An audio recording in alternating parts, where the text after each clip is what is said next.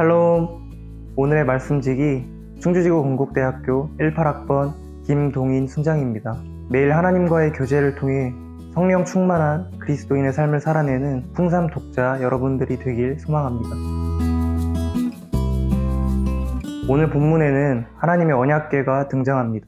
이전에도 하나님의 궤가 등장한 적이 있었는데요. 사무엘하 6장 말씀에서 다윗은 하나님의 궤를 다윗성으로 옮긴 적이 있습니다. 그 과정에서 하나님의 궤가 머물렀던 곳곳마다 하나님의 은혜와 복이 내려지는 것을 다윗과 이스라엘은 경험한 바 있습니다. 이러한 하나님의 궤의 능력을 기대했는지 제사장 사독과 레위 사람들은 성을 빠져나올 때에 하나님의 궤를 메어 갖고 나왔습니다. 그러나 다윗은 사독과 아비아달에게 하나님의 궤를 도로 예루살렘에 갖다 놓으라고 명령합니다. 그리고는 만일 내가 여호와 앞에서 은혜를 입으면 도로 나를 인도하사 내게 그 궤와 그 계신 데를 보이시리라 라고 말합니다.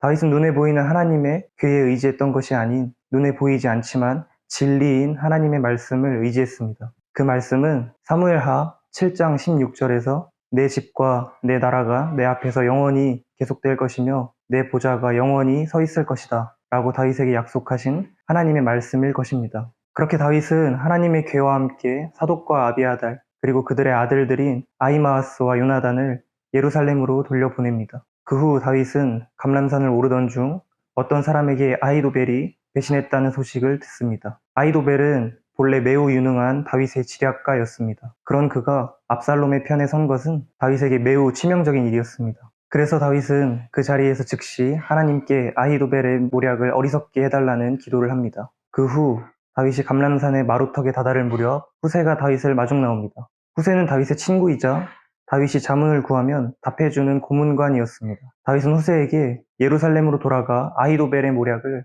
패하게 할 것을 요청합니다. 이에 후세가 예루살렘으로 돌아가면서 오늘의 본문이 끝이 납니다. 오늘의 본문에는 두 부류의 사람들이 나옵니다. 먼저 이제 곧 이스라엘의 새 왕이 될 것만 같은 압살롬의 편에 서서 당장의 눈앞에 보이는 성공을 꿈꿨던 아히도벨이 있었습니다. 그리고 그런 상황 속에서도 하나님께서 말씀을 통해 약속하시고 기름 부으신 이스라엘의 왕 다윗의 편에 서기 위해 목숨을 걸고 예루살렘으로 돌아갔던 사독과 아비아달 그리고 후세가 있었습니다. 저는 오늘 말씀을 묵상하며 나는 매 순간 하나님의 편에 서 있는가를 돌아보았습니다. 그리고 그렇게 하나님의 편에 서는 것이 나의 유익을 위함이었는지 또한 돌아보았습니다. 진정으로 하나님의 편에 선다는 것은 나의 유익을 위해 하나님을 이용하는 것이 아닌 하나님의 유익을 위해 내가 기꺼이 이용되는 것이라고 생각합니다.